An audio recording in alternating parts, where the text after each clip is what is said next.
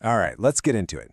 Out there on the blockchain, there are these fortunes. Fortunes so huge and so old, they feel like something out of a myth. So today, we're going to go on a little investigation to uncover the mystery of Bitcoin's silent giants. And that, right there, is the perfect way to think about this. We're not just talking about some big investors. No, we are talking about digital phantoms holding the keys to just unimaginable wealth who haven't made a single sound in years. I mean, just look at a number like this, 75,000 Bitcoin. Now, depending on the day you're watching this, that could be billions of dollars. All of it just sitting there in one single digital address. But here's the thing, it's not just the amount that's mind-blowing, it's the inactivity. That's right, for more than 10 years, this fortune, and a bunch of others like it, have been completely frozen in time.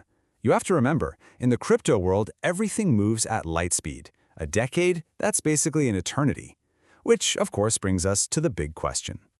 Seriously, what's the plan here? Are they waiting for a certain price point, a specific global event, or is there something else going on that we're not seeing? This is the puzzle that has analysts and crypto fans, well, completely captivated. So here's the thing, we can actually see these wallets on the public blockchain. We can see these insane balances, but there's nothing, no movement, no whispers, not a single signal. Checking out one of these addresses on a block explorer, it feels like you're stepping into an abandoned mansion, just perfectly preserved, but with absolutely no sign of the owner. And that leads us to our first big set of theories. I mean, who could possibly be behind these silent accounts? Are we looking at the work of the very first crypto visionaries? Or are we just staring at digital graveyards? Okay, so the most common theory, the one you hear all the time, is that these wallets belong to the early pioneers. We're talking about people who were mining Bitcoin on their laptops way back when it was just this weird internet experiment worth, less than a cup of coffee. They could have stacked thousands of coins just for fun, with absolutely no idea what they'd be worth one day. But this is where the plot thickens. Some of these ancient wallets, they've actually shown these brief, tiny signs of life. A minuscule transfer right during a major market event, or a small transaction that just proves someone somewhere still has the key. It's like a sleeping giant stretching in its sleep before just going completely still again. So that little flicker of activity, it forces us to ask this critical question. Is this some patient investor making a super calculated move, or is it something else entirely?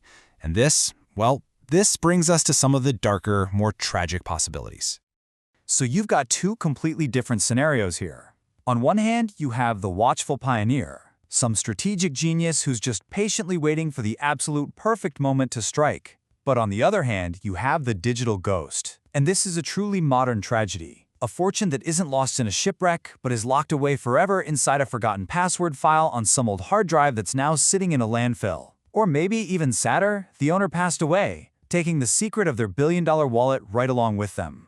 But there is one theory that looms larger than all the others. A theory that, if it were true, could shake the very foundations of the entire crypto world. It's the one possibility that gets whispered in forums and chat rooms. What if these massive, silent wallets don't just belong to any pioneer, but to the original pioneer? Yep, we are talking about Satoshi Nakamoto. The anonymous creator of Bitcoin is widely believed to have mined something like 1 million coins right at the very beginning.